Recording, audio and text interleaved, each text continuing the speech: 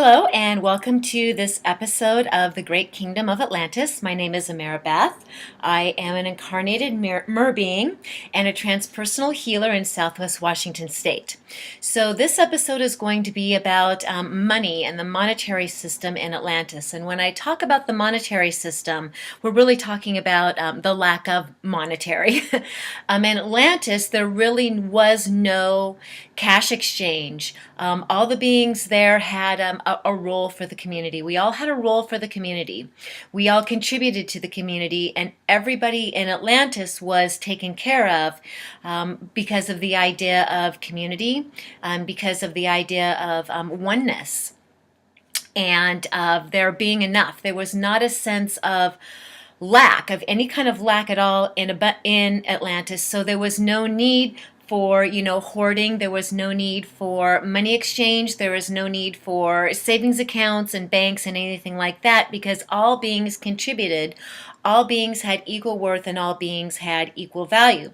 So, for instance, there would be, the farming community who would grow the food, and the food in Atlantis. It was. I remember it being vegetarian. Maybe not vegan, because I think that there was, some substances from some of the animals like honey, but I do remember it being a vegetarian community, and the vegetables that grew there and the fruits that grow there and the food sources were very high vibrational, and they weren't the traditional, fruits and vegetables that we see in our grocery stores.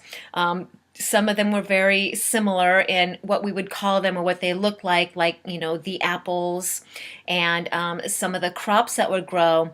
But they were planted in soil that was so rich and so vibrant in nutrition, and they were prayed over, and the seeds were handled with such great care, and the crops grown with such great care, that the food was the food almost glowed there.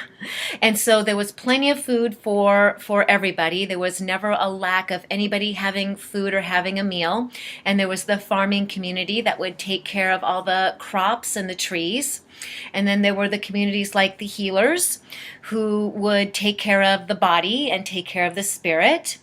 And then there were, the other communities that would provide different things that would help to create the housing.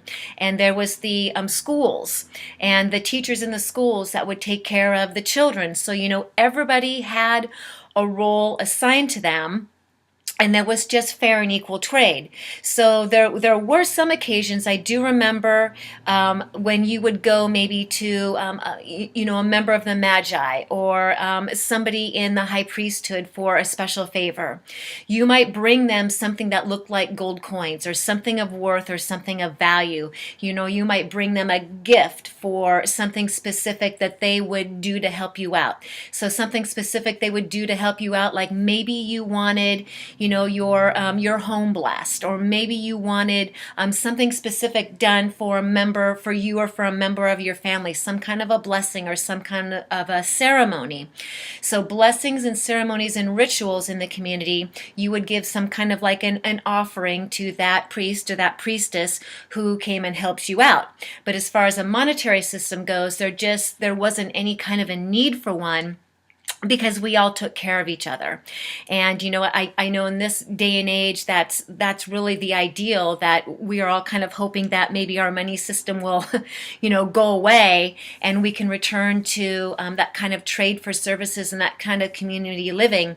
And I feel that one day we will be able to return to that as we rebirth Atlantis, as we all go into our heart spaces, and basically revive that philosophy and that way of life.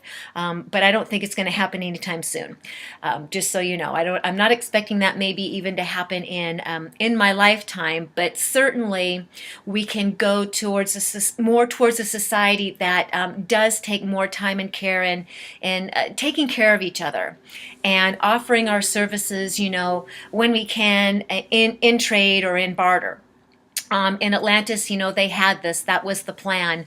The people there came to Atlantis knowing that they would have a specific role or a specific, job kind of assigned to them for the community, and that would provide them and provide their families with everything that they needed.